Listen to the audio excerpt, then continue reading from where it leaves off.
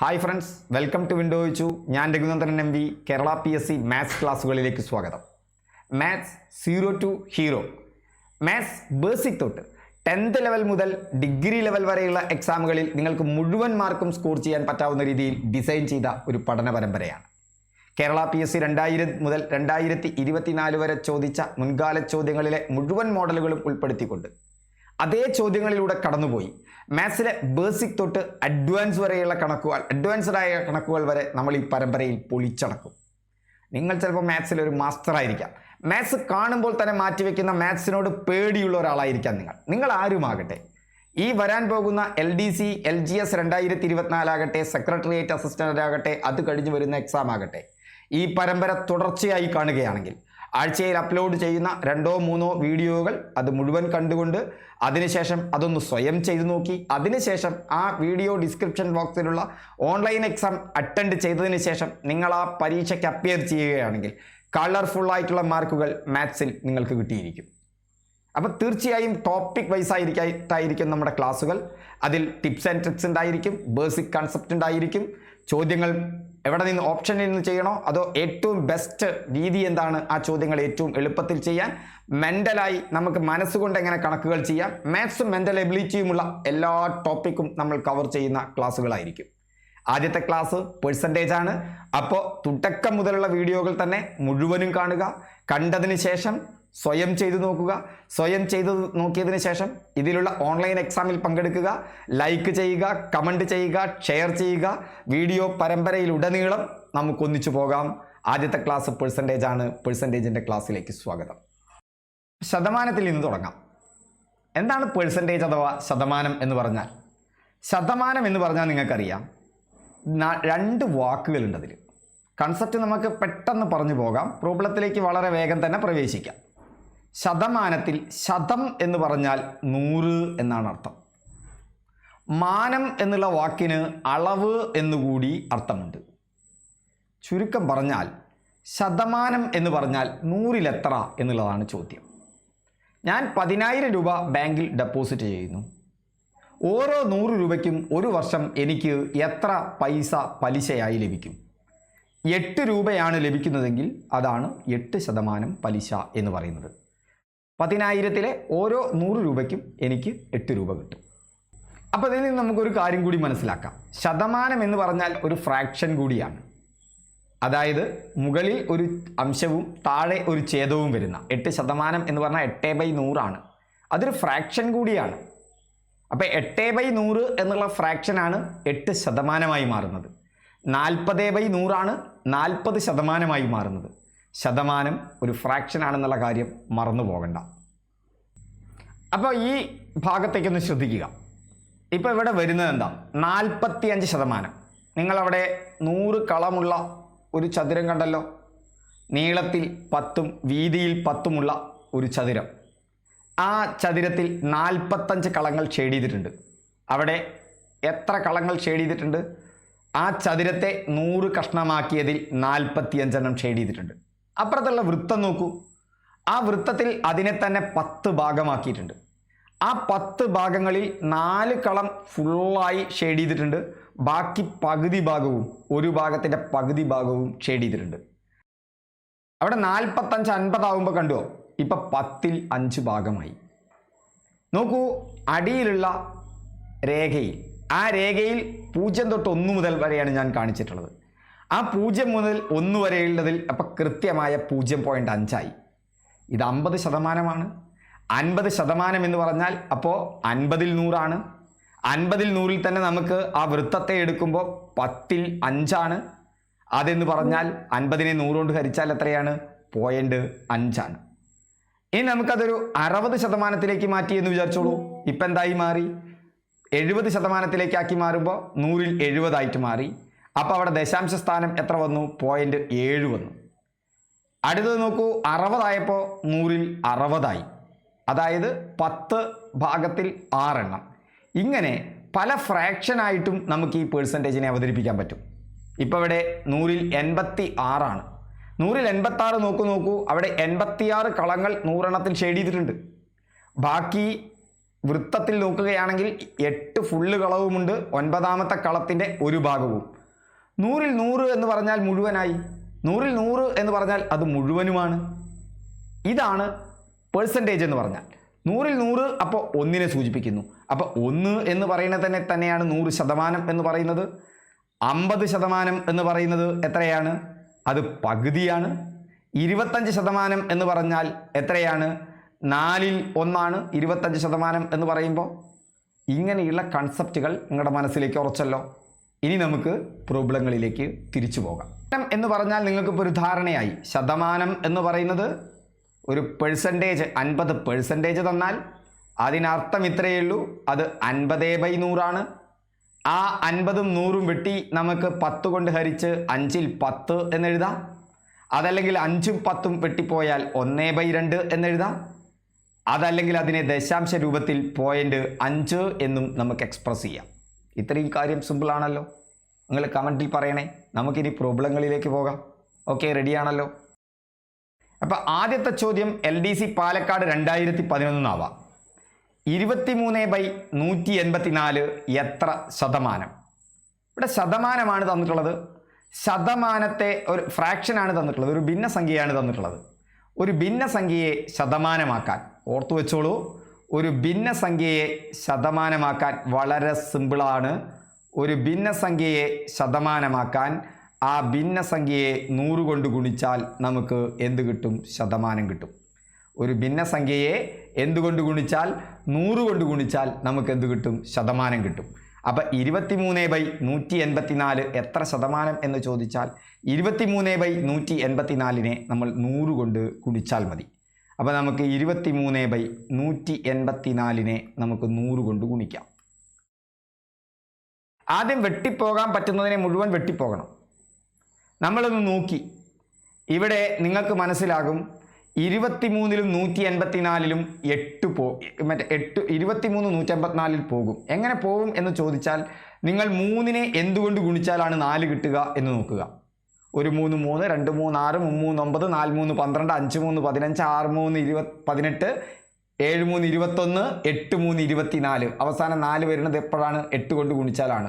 വെറുതെ 23-നെ 8 കൊണ്ട് ഗുണിച്ച് നോക്ക്. അധികവും ഇങ്ങനത്തെ ഒരു സംഖ്യ ആവും തന്നിട്ടുണ്ടായിരിക്കുക. 8 × 3 24, 8 2 16 2 18. അപ്പോൾ 1/8 എന്ന് കിട്ടിയില്ലേ? ഇനി 1നെ 100 കൊണ്ട് ഗുണിച്ചാൽ നമുക്ക് 100 എന്ന് കിട്ടും. അടിയിൽ 8ഉമുണ്ട്. ഇനി നിങ്ങൾ എന്തേ ചെയ്യേണ്ടത്? 100നെ 8 കൊണ്ട് ഹരിക്കുക. ഇനി കഴിഞ്ഞു കാര്യം. 100നെ നമുക്ക് എന്തുകൊണ്ട് ഹരിക്കാം? 8 കൊണ്ട് ഹരിച്ചാൽ മതി. അത്രയേ ഇനി ചെയ്യേണ്ടുള്ളൂ. 100നെ 8 കൊണ്ട് ഹരിക്കുമ്പോൾ 1 8 ബാലൻസ് 2, അടുത്ത 0 ഇറക്കിയിട്ടു. 2 8 16, ബാക്കി 4 വന്നു. ഇനി പോയിന്റ് ഇനി നമ്മൾ ഇവിടെ ഇടുമ്പോൾ വേണമെങ്കിൽ 12 ഇനി ശിഷ്ടം എത്രയാണ്? 4. ആ 4നെ ഇനി നമുക്ക് എന്തുകൊണ്ട് ഹരിക്കാനുണ്ട്? 8 കൊണ്ട് ഹരിക്കാനുണ്ട്. 4നെ 8 കൊണ്ട് ഹരിക്കുമ്പോൾ 12 ഇവിടെ വന്നു. 1 4 4, 2 4 8. എത്ര ശതമാനം എന്ന് കിട്ടി? 12.5% എന്ന് കിട്ടി. ഇത്ര സിമ്പിളാണിത്. ഒന്നുകൂടി ചെയ്തു നോക്കുക. മനസ്സിലാവില്ലെങ്കിൽ കമൻറ്റിൽ പറയൂ. അപ്പോൾ കൂടുതൽ ലളിതമായ വിശദീകരണവുമായി ഞാൻ അടുത്ത ക്ലാസ്സുകളിൽ വരണ്ട്. 100 എന്നത് 400ൻ്റെ എത്ര ശതമാനമാണ്? നമ്മളിപ്പോൾ നേരത്തെ പഠിച്ചത് എന്താ? ഒരു ഭിന്നസംഖ്യയെ 100 കൊണ്ട് ഗുണിച്ചാൽ നമുക്ക് ശതമാനം കിട്ടും, അല്ലേ? അതാണ് നമ്മൾ മനസ്സിലാക്കിയത്. അപ്പം ഭിന്നസംഖ്യയെ ഇവിടെ ഭിന്നസംഖ്യ 100 എന്നത് 400ൻ്റെ എത്ര ശതമാനമാണ് എന്നുള്ളതിന് പകരം 400-ൽ 100 എത്രയാണ് എന്നുള്ള ഭിന്നസംഖ്യ നമുക്കറിയാലോ. 400-ൽ 100 എത്രയാണ്? ഭിന്നസംഖ്യയായി. ഇനി നമ്മൾ ഭിന്നസംഖ്യനെ 100 കൊണ്ട് ഗുണിച്ചാൽ മതി. 2 0-ഉം 2 0-ഉം വെട്ടിപ്പോയി. 100-ൽ 4 എത്ര പ്രാവശ്യം പോവും? 25 പ്രാവശ്യം പോവും. സോ ഇവിടെ എത്ര കിട്ടി നമുക്ക്? 25% എന്ന് കിട്ടി. അടുത്ത ചോദ്യം നോക്കൂ. 25 കിലോഗ്രാമിൻ്റെ എത്ര ശതമാനമാണ് 3.5 കിലോഗ്രാം? ഇവിടെയും നമ്മൾ ആദ്യം ഭിന്നസംഖ്യ കാണുക. 25 കിലോഗ്രാം അതിൻ്റെ എത്ര ഭാഗമാണ്? 3.5. അപ്പോൾ 3.5/25 എന്ന് കിട്ടി. ഭിന്നസംഖ്യ കിട്ടിയാൽ നിങ്ങൾ ഉടൻ ചെയ്യേണ്ടത് എന്താ? 100 കൊണ്ട് ഗുണിക്കണം. അപ്പം ശതമാനമായി. 25-ൽ 100 എത്ര പ്രാവശ്യം പോകും? 4 പ്രാവശ്യം പോകും. ഇനി നിങ്ങൾ 3.5-നെ 4 കൊണ്ട് ഗുണിച്ച് നോക്കൂ. 4 5 20, ബാലൻസ് 2, 4 3 12 2 14. ഒരു ദശാംശ സ്ഥാനമുണ്ട്, അത് പിറകിൽ നിന്ന് നീക്കിയിട്ടു. അപ്പോൾ 14 എന്ന് കിട്ടി. സോ ഇവിടെ എത്ര ശതമാനമാണ്? 14%. ഒരു ദിവസത്തിൻ്റെ എത്ര ശതമാനമാണ് 72 മിനിറ്റ്? ഇവിടെ നമ്മൾ ഭിന്നസംഖ്യ എഴുതുമ്പോൾ ശ്രദ്ധിക്കേണ്ട കാര്യം എന്ന് പറഞ്ഞു കഴിഞ്ഞാൽ, മുകളിൽ മിനിറ്റ് ആണെങ്കിൽ താഴെയും മിനിറ്റ് ആയിരിക്കണം, മുകളിൽ കിലോഗ്രാം ആണെങ്കിൽ താഴെയും കിലോഗ്രാം ആയിരിക്കണം. പക്ഷെ ഇവിടെ ആദ്യം കിട്ടുന്നത് എന്താണ്?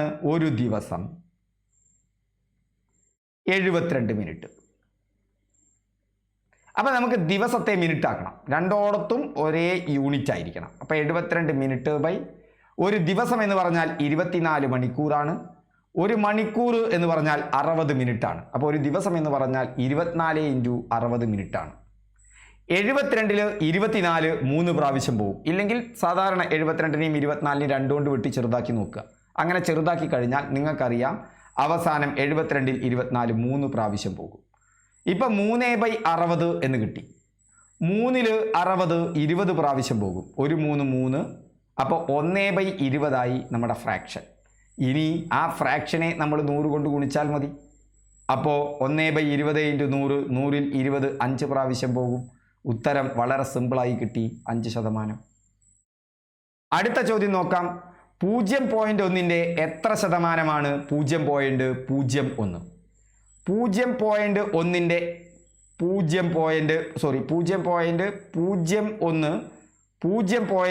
എത്ര ശതമാനമാണ്? ഫ്രാക്ഷൻ കിട്ടി. നിങ്ങൾ ആ ഫ്രാക്ഷനെ 100 കൊണ്ട് ഗുണിക്കണം. 2 0 100 കൊണ്ട് ഗുണിക്കുമ്പോൾ 2 ദശാംശ സ്ഥാനം മുന്നോട്ട് നീങ്ങും. ഈ 0.1 എന്നുള്ളത് 2 ദശാംശ സ്ഥാനം അങ്ങോട്ട് മുന്നോട്ട് നീങ്ങും. അപ്പോൾ ഇവിടെ എന്തായി മാറി? 0.1 എന്നായി മാറി. 0.01 × 100 2 ദശാംശ സ്ഥാനം ഇങ്ങോട്ട് പോയി. 0.1 എന്ന് പറഞ്ഞാൽ 1 തന്നെയാണ്. ഇനി അടിയിൽ ആരുണ്ട്? 0.1. അടിയിലുള്ള 0.1 മാറ്റാൻ എന്താണ് ചെയ്യേണ്ടത്?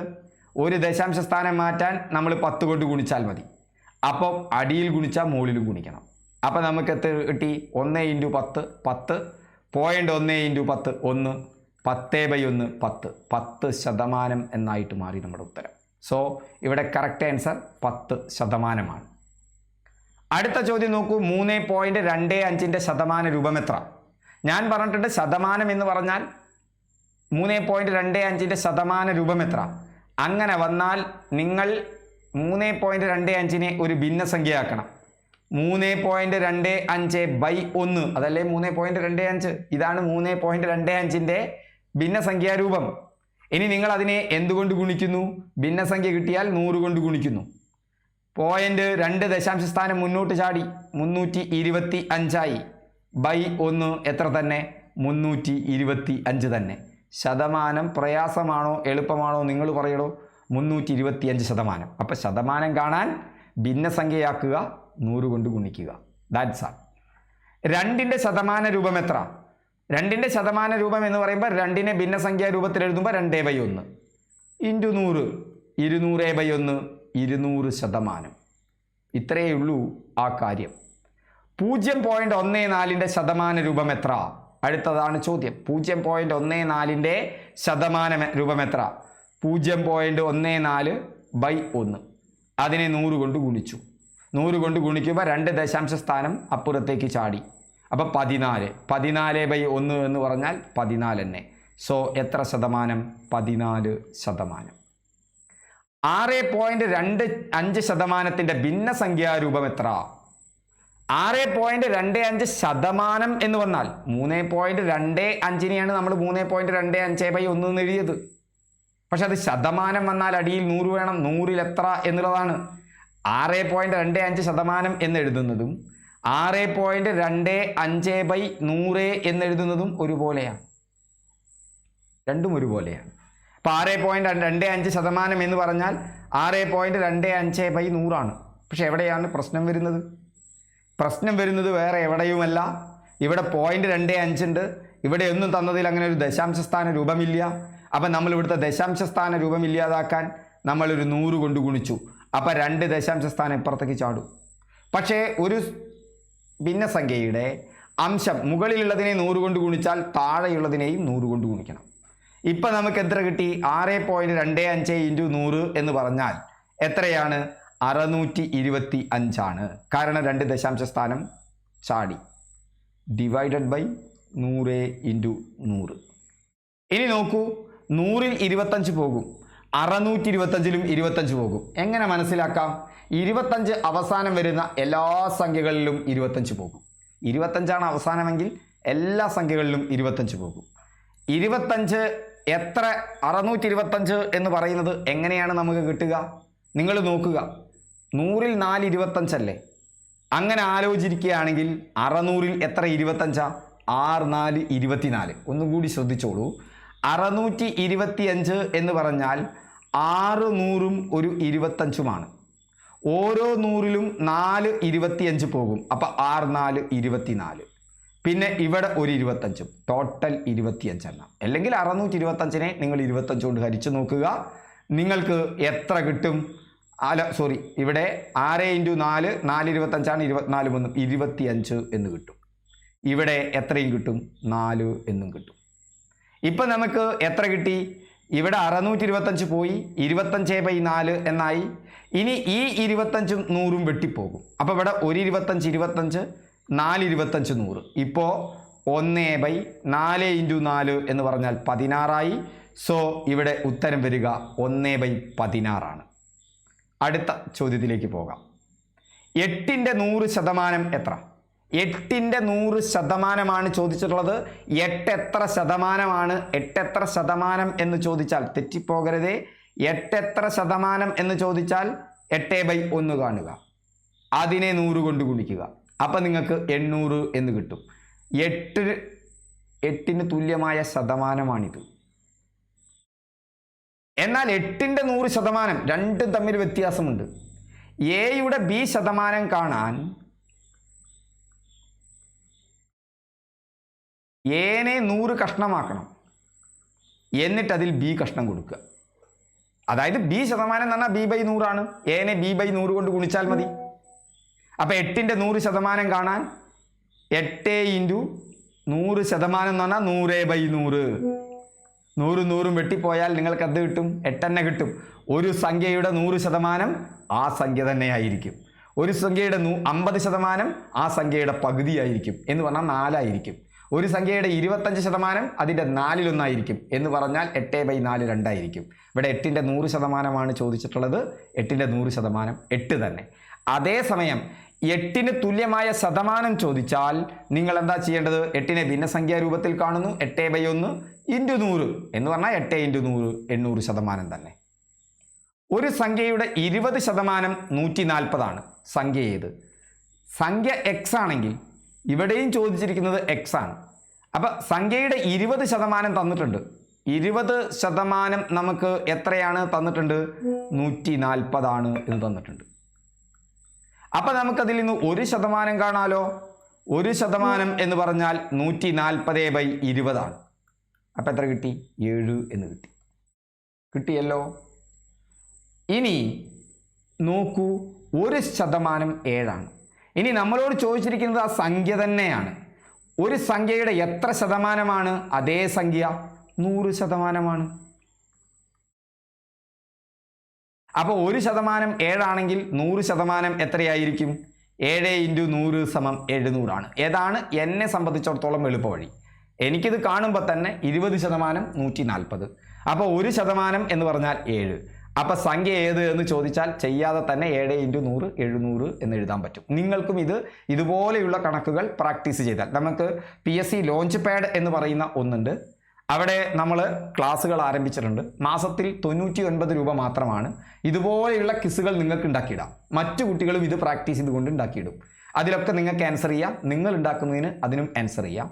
ചോദ്യങ്ങളിലൂടെ ഞാൻ കടന്നു പോകും. തെറ്റുകളൊക്കെ ഉണ്ടെങ്കിൽ ഇടയ്ക്കൊക്കെ ഞാനൊന്ന് വന്ന് തിരുത്തി തരികയും ചെയ്യും. ഓക്കെ, ഒരു 6 മാസത്തേക്ക് 99 രൂപ മാത്രമാണ്. Maths, English, current affairs, general knowledge ഒക്കെ തന്നെ നിങ്ങൾക്ക് ഇങ്ങനെ പഠിക്കാം. നമ്മുടെ യൂട്യൂബ് വീഡിയോ ക്ലാസ് കണ്ട് അതിൽ നിന്ന് ചോദ്യങ്ങൾ ഉണ്ടാക്കാം. അത് അവിടെ തന്നെ പ്രാക്ടീസ് ചെയ്യാം. ഓക്കെ, വിശദമായ ഡീറ്റെയിൽഡ് ആയിട്ടുള്ള PDF നോട്ടും കിട്ടും. ഈ കാര്യങ്ങളുടെയൊക്കെ ലിങ്ക് ഞാൻ ഈ വീഡിയോ ക്ലാസ്സിനൊപ്പം നൽകുന്നുണ്ട്. അപ്പോൾ ഒരു സംഖ്യയുടെ 20% 140 ആണെങ്കിൽ ഇങ്ങനെ ചെയ്യാം. അതല്ലെങ്കിൽ നിങ്ങൾക്ക് ഓപ്ഷനിൽ നിന്ന് ചെയ്യാം. നമ്മൾ പഠിച്ചിട്ടുണ്ട് എയുടെ ബി ശതമാനം കണ്ടാൽ എ ഇൻറ്റു ബി ബൈ 100 ചെയ്താൽ മതി. അപ്പോൾ ഇവിടെ ഓപ്ഷനിൽ നിന്ന് എടുത്ത് ചെയ്യുമ്പോൾ നമ്മൾ 600 എടുക്കുക. 600ൻ്റെ 20% കാണുക. നമുക്കറിയാം ഈ 0 വെട്ടിപ്പോയി, ഈ 0 വെട്ടിപ്പോയി. 60 ഇൻറ്റു 2 120 ആണ്. നമുക്ക് കിട്ടേണ്ട ഉത്തരം 140 ആണ്. അതുകൊണ്ട് 600 അല്ല. ഇനി 700 എടുത്തു നോക്കൂ. 700 ഇൻറ്റു 20/100. അപ്പോൾ 2 വെട്ടിപ്പോയി. 7 ഇൻറ്റു 20 140. ഇത്രയേ ഉള്ളൂ. ഇനി നോക്കൂ, ഇവിടെ ഒരു സംഖ്യയുടെ 20% 140 ആണ്. ഇങ്ങനെ ആലോചിച്ച് നോക്കുക. അപ്പോൾ ഒരു സംഖ്യയുടെ 1% എത്രയായിരിക്കും? 140/20 7. ഇനി അതേ സംഖ്യ തന്നെയാണ് ചോദിച്ചിരിക്കുന്നത്. അതേ സംഖ്യയെ ശതമാനത്തിലെന്ന് എക്സ്പ്രസ് ചെയ്താൽ 100%. 1% 7 ആണെങ്കിൽ 100% 700 ആണ്. നമുക്ക് എന്തിനു വേണ്ടിയിട്ട് നമ്മൾ അവിടെ പോകണം? ഇനി അടുത്തൊരു മെത്തേഡ് ഞാൻ പറയാം. ഒരു സംഖ്യയുടെ 10% എന്ന് പറഞ്ഞാൽ എത്രയായിരിക്കും? 10%-ന് തുല്യമായ ഫ്രാക്ഷൻ. നന്നായി അറിയുന്നവർ ഒന്ന് ക്ഷമിക്കണേ. ഇത് കഴിഞ്ഞാൽ നമ്മൾ കൂടുതൽ ഡീറ്റെയിൽ ആയിട്ടുള്ള പ്രോബ്ലത്തിലേക്ക് പോകും. ഒരു സംഖ്യയുടെ 10% എന്ന് പറഞ്ഞാൽ എത്രയാണ്? 10/100 ആണ്. 10/100 എന്ന് പറഞ്ഞാൽ എത്രയാണ്? മുകളിലും ഒരു 10 10, താഴെ എത്രയാണ്? 10 10 100. 10/1 അപ്പോൾ 600ൻ്റെ 10% എന്ന് പറഞ്ഞാൽ 60 ആണ്. 600നെ 10 കൊണ്ട് ഹരിച്ചതാണ്. അപ്പോൾ 20% എന്ന് പറഞ്ഞാൽ അതിൻ്റെ ഇരട്ടി 120 ആണ്. അപ്പം തന്നെ നമുക്ക് മനസ്സിലായി അതല്ലാന്ന്. അടുത്തതെടുത്തു. 700ൻ്റെ 10% 70 ആണ്. 20% എന്ന് പറഞ്ഞാൽ അതിൻ്റെ ഇരട്ടി. മനസ്സിലൊരു ലഡു പൊട്ടി അല്ലേ? 140, 270, 140. ഒരു സംഖ്യയുടെ 35% 140 ആയാൽ സംഖ്യ എത്ര? അപ്പോൾ 35% എന്ന് പറയുന്നത് 140 ആണ്. 1% എന്ന് പറയുന്നത് 140/35 ആണ്. നിങ്ങളൊന്ന് ആലോചിച്ച് നോക്കൂ. 35ൻ്റെ ഇരട്ടി നിങ്ങൾക്കറിയാലോ 70 ആണല്ലോ. അപ്പോൾ 235 70 ആണല്ലോ. 70ൻ്റെ ഇരട്ടി നിങ്ങൾക്കറിയാലോ 140 ആണല്ലോ. 235 70 ആണെങ്കിൽ 2 70കൾ ചേർന്നാൽ 4 70 ആവില്ലേ? അപ്പോൾ 140ൽ 35 4 പ്രാവശ്യം പോകും. ഇല്ലെങ്കിൽ വെട്ടി ചെറുതാക്കുക. അപ്പോൾ 1% 4 ആണ്. സംഖ്യയാണ് ചോദിച്ചിട്ടുള്ളത്. ഒരു സംഖ്യ തന്നിട്ട് അതേ സംഖ്യ ചോദിച്ചാൽ അതിൻ്റെ 100% കണ്ടാൽ മതി. അപ്പോൾ 1% 4 ആണെങ്കിൽ 100% എത്രയായിരിക്കും? 400 ആയിരിക്കും. അല്ലെങ്കിൽ ഓപ്ഷനിൽ നിന്ന് 45% കണ്ട് ചെയ്യുക. ഓക്കെ, ഇത്ര സിമ്പിളാണ് ഈ കാര്യങ്ങളൊക്കെ. ഒരു പരീക്ഷയിൽ 45% മാർക്ക് ലഭിച്ച ജാബദിന് 540 മാർക്കാണ് ലഭിച്ചത്. പരീക്ഷയുടെ ആകെ മാർക്ക് എത്രയായിരുന്നു? ഒരു പരീക്ഷയുടെ ആകെ മാർക്ക് എന്ന് പറഞ്ഞാൽ ആകെ മാർക്ക് കിട്ടിയാൽ 100% എന്നറിയാമല്ലോ. അപ്പോൾ നമുക്ക് 100% കണ്ടാൽ പോരെ? അതിനിവിടെ 45% തന്നിട്ടുണ്ടല്ലോ. ജാബദിന് ലഭിച്ചത് 45%. ആ മാർക്ക് എത്രയാണ് തന്നിട്ടുണ്ട്? 540. അപ്പോൾ 1% കാണാൻ 540നെ എന്തുകൊണ്ട് ഹരിച്ചാൽ മതി? 45 കൊണ്ട് ഹരിച്ചാൽ മതി. എളുപ്പത്തിൽ ഹരിക്കാം. ഞാൻ അവിടേക്ക് പോകുന്നില്ല. പിന്നീട് ഒരിക്കൽ ഞാൻ പറഞ്ഞുതരാം. അതായത് ഇത് ചെയ്യുമ്പോൾ അതിന് നമുക്ക് മെൻ്റൽ മാത്സ് ഒന്ന് പഠിക്കാം. നമുക്ക് ഈസി ആയിട്ട് എങ്ങനെ മാത്സ് ചെയ്യാം എന്നുള്ളത്. ഈ 45നെ 2 കൊണ്ടൊന്ന് ഗുണിച്ചാൽ 90 ആണ്. ഇനി 9ൻ്റെ ഗുണകോഷ്ട പട്ടികയിൽ നിങ്ങൾക്ക് 54 വരുന്നുണ്ട്. എപ്പോഴാണ് വരുന്നത്? 6 കൊണ്ട് ഗുണിക്കുമ്പോൾ 540 ആണ്. എന്ന് പറഞ്ഞാൽ ഇങ്ങനെ നോക്കുമ്പോൾ 2 6 12 ആണ്. 540ൽ 45 12 തവണ പോവും. ഇതെല്ലാവർക്കും പഠിക്കാം. അതിനുള്ള സ്പീഡ് മാത്സ് നമുക്ക് മറ്റൊരു ക്ലാസ്സിൽ ഡിസ്കസ് ചെയ്യാം. അപ്പോൾ ഇവിടെ നോക്കൂ, 1% എന്ന് പറഞ്ഞാൽ 540/45 ആണ്. നിങ്ങൾക്ക് ഹരിക്കാൻ ബുദ്ധിമുട്ട് തോന്നുന്നുണ്ടെങ്കിൽ നിങ്ങൾ അത് അങ്ങനെ തന്നെ ഇടുക. ഇനി നമുക്ക് എത്ര ശതമാനമാണ് കാണേണ്ടത്? ആകെ മാർക്കാണ് കാണേണ്ടത്. ആകെ മാർക്ക് എന്ന് പറഞ്ഞാൽ 100%. അപ്പം 100% എന്ന് പറഞ്ഞാൽ 540നെ 45 കൊണ്ട് ഹരിച്ച് എന്തുകൊണ്ട് ഗുണിച്ചതാണ്? 100 കൊണ്ട് ഗുണിച്ചതാണ് അല്ലേ? ഇനി 45ലും 100ലും നമുക്കൊന്ന് നോക്കാം. 45ലും 5 പോകും, 100ലും 5 പോകും. 45ൽ 5 9 പ്രാവശ്യം പോകും. 100ൽ 5 20 പ്രാവശ്യം പോകും. ഇനി നോക്കൂ, 54ൽ 9 പോകും. 6 9 54. 0ൽ 9 0 പ്രാവശ്യം. അപ്പോൾ 60 × 20 ആയി. 60 × 20 എന്ന് പറഞ്ഞു കഴിഞ്ഞാൽ 6 2 12, 2 0 ഇട്ടു 1200 എന്ന് കിട്ടി. ഒരു ജീവനക്കാരൻ്റെ ക്ഷാമബത്ത നിങ്ങൾ സർക്കാർ ജോലിക്കാരനാകും. നിങ്ങളുടെ മനസ്സിൻ്റെ തീരുമാനമാണ് കേട്ടോ സർക്കാർ ജോലിക്കാരനാവണോ ആവണ്ടേ എന്നുള്ളത്. ഇപ്പോൾ ഒരു കറണ്ട് അഫയേഴ്സിൽ നമുക്കറിയാലോ, കാലുകൾ കൊണ്ട് വാഹനം ഓടിക്കാൻ ലൈസൻസ് കിട്ടിയ ഏഷ്യയിലെ ആദ്യ വനിത. ഒന്ന് നോക്കി നോക്കൂ. കഴിഞ്ഞ കറണ്ട് അഫയേഴ്സ് ക്ലാസ്സിൽ നമ്മുടെ ക്ലാസ്സിൽ ചർച്ച ചെയ്തതാണ്. അവർക്ക് ഉത്തരം നിങ്ങളൊന്ന് കമൻറ്റ് ചെയ്യണേ. അവർക്ക് ജനിക്കുമ്പോൾ തന്നെ 2 കൈയില്ല. അവരവരുടെ നിർഭാഗ്യങ്ങളെക്കുറിച്ച് ഓർത്തല്ല, സാധ്യതകളെക്കുറിച്ചാണ് ഓർത്തത്. അവർ കാലുകൊണ്ട് മൊബൈൽ ഡയൽ ചെയ്യാൻ തുടങ്ങി, കാലുകൊണ്ട് മനോഹരമായിട്ട് എഴുതാൻ തുടങ്ങി. അങ്ങനെ ഒരു ആഗ്രഹം, ഒരു കാർ ഓടിക്കണം. ട്രാൻസ്പോർട്ട് വകുപ്പിനെ സമീപിച്ചു, മോട്ടോർ വാഹന വകുപ്പിനെ സമീപിച്ചു. അവർ നിഷേധിച്ചു. ഭിന്നശേഷി വകുപ്പിനെ പോയി കണ്ടു. നിരന്തരമായ അവരുടെ പരിശ്രമത്തിൻ്റെ ഭാഗമായി ഈ കഴിഞ്ഞ വർഷം അവർക്ക് സ്പെഷ്യലായി ഡിസൈൻ ചെയ്ത ഒരു വാഹനം, ആ വാഹനം ഓടിക്കാനുള്ള അവസരം കൈവന്നിരിക്കുന്നു. ഏഷ്യയിൽ ആദ്യമായി കാലുകൊണ്ട് വാഹനം ഓടിക്കാൻ പറ്റുന്ന ഒരു വനിത മലയാളിയാണ്. PSCക്കാർക്ക് ഇനി ഇതിനപ്പുറം എന്ത് ഇൻസ്പിറേഷൻ വേണോ? നിങ്ങളുടെ തീരുമാനമാണ് നിങ്ങളുടെ ഭാവിയെ നിശ്ചയിക്കുന്നത്. നിങ്ങളുടെ പ്രവർത്തനമാണ്. നല്ല ആത്മവിശ്വാസത്തോടു കൂടി പൊരുതുക. പരാജയപ്പെട്ടേക്കാം, പരാജയപ്പെട്ടാലും പിന്മാറരുത്. എത്ര തവണ പരാജയപ്പെടുന്നുവോ അത്ര തവണ പരിശ്രമിക്കുക. പരിശ്രമിക്കുമ്പോൾ നമ്മൾ ടെൻഷൻ അടിച്ചിട്ടോ ഒന്നും പരിശ്രമിക്കരുത്. ഹാപ്പിയായി, കൂളായി, റിലാക്സ്ഡായി, ഫോക്കസായി പരിശ്രമിക്കുക. ഒരു ജീവനക്കാരൻ്റെ ക്ഷാമബത്ത 5% വർദ്ധിച്ചപ്പോൾ നിങ്ങളൊക്കെ ജീവനക്കാരാകും. തീർച്ചയായും തുടർച്ചയായ എഫർട്ട് ഇടും, എത്തിയിരിക്കും. പഠിച്ചത് ഉറപ്പിക്കണേ, അതാണ് ഏറ്റവും പ്രധാനം. പഠിച്ചതിന് എപ്പോഴും മോക്ക് ടെസ്റ്റും ചെയ്യണം. നമുക്ക് പെയ്ഡ് ക്ലാസ്സുകളുണ്ട്. ആ പെയ്ഡ് ക്ലാസ്സുകളിൽ തീർച്ചയായും ഓരോ യൂണിറ്റും കഴിഞ്ഞാൽ എക്സാമാണ്. ഓരോ ദിവസവും ലൈവ് ക്ലാസ്സുകളിൽ കിസ്സാണ്. ലൈവ് കിസ്സ്, നിങ്ങളുടെ ലീഡർ ബോർഡ് നിങ്ങൾക്ക് അറിയാം. അന്ന് പഠിച്ചതിൽ എത്ര മാർക്ക് കിട്ടിയെന്ന് നമുക്കറിയാം. ഡെമോ ക്ലാസ് വേണ്ടവർ 8075963739 എന്നുള്ള എൻ്റെ നമ്പറിലേക്ക് ഒന്ന് വാട്സപ്പ് ചെയ്താൽ മതി. 8075963937 ഡെമോ ക്ലാസ് തരാം, കണ്ടു നോക്കാം. അവിടെ ഈ ഒരു പ്രോബ്ലം നമ്മൾ പല തവണ ചെയ്യും, കാരണം നമുക്ക് അവിടെ സമയമുണ്ട്. ഒരു ജീവനക്കാരൻ്റെ ക്ഷാമബത്ത 5% വർദ്ധിച്ചപ്പോൾ ആകെ ശമ്പളം 115 രൂപ വർദ്ധിച്ചു. എന്താണ് ഈ ക്ഷാമബത്ത? നിങ്ങൾക്ക് DA കിട്ടും. DA നിങ്ങളുടെ ശമ്പളത്തിനനുസരിച്ചിട്ടാണ് കിട്ടുക. അതായത് ഇപ്പോൾ 1000 രൂപ ഒരു ജീവനക്കാരനുണ്ടെങ്കിൽ അതിൻ്റെ 7% DA എങ്കിൽ 1000 × 7/100, അപ്പോൾ 70 രൂപ. ഇതാണ് ക്ഷാമബത്ത എന്ന് പറയുന്നത്. ഇത് കാലാകാലം കേന്ദ്ര സർക്കാർ പ്രഖ്യാപിക്കും. അതിനനുസരിച്ചിട്ട് കേരള സർക്കാർ സമയാസമയങ്ങളിൽ പ്രഖ്യാപിക്കാറുണ്ട്. ചിലപ്പോൾ കുറച്ച് വഴുകി എന്ന് വരാം. അത് നിങ്ങളുടെ ബേസിക് പേക്ക് അനുസരിച്ചിട്ടായിരിക്കും. നിങ്ങളുടെ ബേസിക് പേ 25,000-ത്തിനടുത്താണ്. LDC ഒക്കെ ആയിട്ട് കിട്ടിയാൽ, സെക്രട്ടേറിയറ്റ് അസിസ്റ്റൻ്റ് ഒക്കെ കിട്ടിക്കഴിഞ്ഞാൽ അതിന് മുകളിലാണ് കേട്ടോ. 40,000-45,000 രൂപയുടെ മുകളിലാണ്. അപ്പോൾ അതിൻ്റെ 7% ആയിരിക്കും. അപ്പോൾ അടിസ്ഥാന ശമ്പളത്തിൻ്റേതാണ് ഈ ക്ഷാമബത്ത എന്ന് പറയുന്നത്. അപ്പോൾ അടിസ്ഥാന ശമ്പളത്തെയാണ് അവിടെ 100% എടുക്കുന്നത്. അപ്പോൾ ഇവിടെ അടിസ്ഥാന ശമ്പളം എത്രയാണ്? 100%.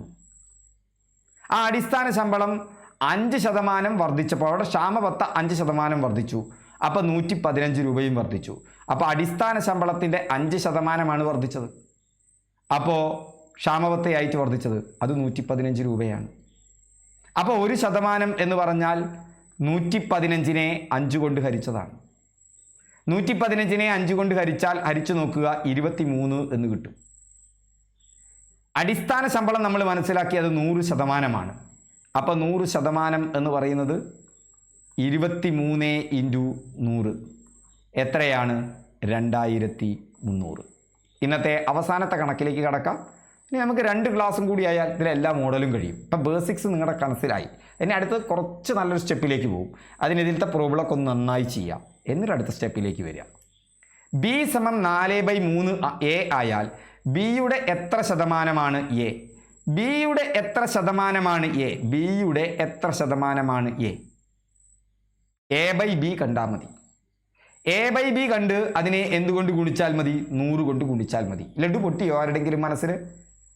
B = 4/3 A. അതിൽ നിന്ന് നമുക്ക് A/B കാണാടോ. ഈ Aനെ പിടിച്ച് അപ്പുറത്തേക്ക് കൊണ്ടുപോകണം. സമത്തിൻ്റെ അപ്പുറത്തേക്ക് കൊണ്ടുപോകുമ്പോൾ ഗുണിക്കാനുള്ള A അവിടെ ചെല്ലുമ്പോൾ ഹരിക്കാനുള്ള A ആയിട്ട് മാറും. B/A എന്നുള്ളത് നമുക്ക് 4/3 എന്ന് കിട്ടും. പക്ഷെ നമുക്ക് വേണ്ടത് A/B ആണ്.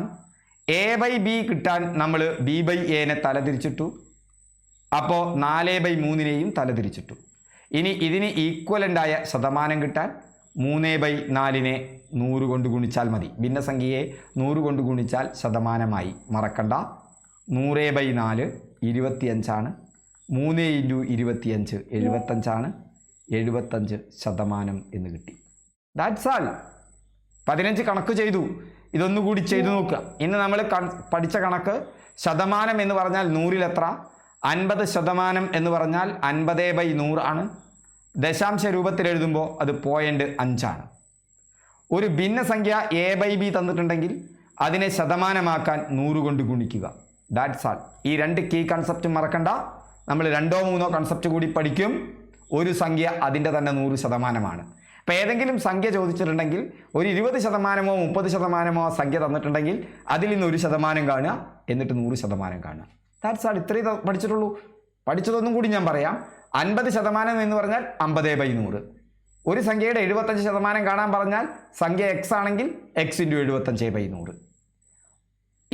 40-ന്റെ എത്ര ശതമാനമാണ് 16 എന്ന് ചോദിച്ചാൽ 16/40 അതിന് തുല്യമായ ഭിന്നസംഖ്യ. ഭിന്നസംഖ്യയെ 100 കൊണ്ട് ഗുണിച്ചാൽ ശതമാനമായി. അതും കഴിഞ്ഞു. ഒരു സംഖ്യ അതിൻ്റെ തന്നെ 100%. അപ്പോൾ ഒരു സംഖ്യ തന്ന് അതിൻ്റെ 23% 46 തന്നിട്ടുണ്ടെങ്കിൽ മനസ്സിലാലോചിച്ചോ. ഒരു സംഖ്യ തന്ന് അതിൻ്റെ 23% 46. സംഖ്യ ചോദിച്ചിട്ടുണ്ടെങ്കിൽ ലഡുപൊട്ടണം മനസ്സിൽ. 23% എന്ന് പറഞ്ഞാൽ 46. 1% എന്ന് പറഞ്ഞാൽ 46/23 2ആണല്ലോ. 46 23-ന്റെ ഇരട്ടിയാണല്ലോ. അപ്പോൾ 1% 2ആണ്. സംഖ്യ എന്ന് പറഞ്ഞാൽ 100%. അപ്പോൾ 200%. ഈ പ്രോബ്ലങ്ങളൊക്കെ തന്നെ അടുത്ത ക്ലാസ്സിൽ കൂടുതൽ കുറച്ചുകൂടി വലിയ കണക്കുകളിലേക്കും കുറച്ചുകൂടി കൺസെപ്റ്റുകളിലേക്കും പോകും. അപ്പോൾ ഇതൊക്കെ മനസ്സിൽ എങ്ങനെ കണക്കാക്കാം എന്ന് നമ്മൾ പഠിക്കുകയും ചെയ്യും.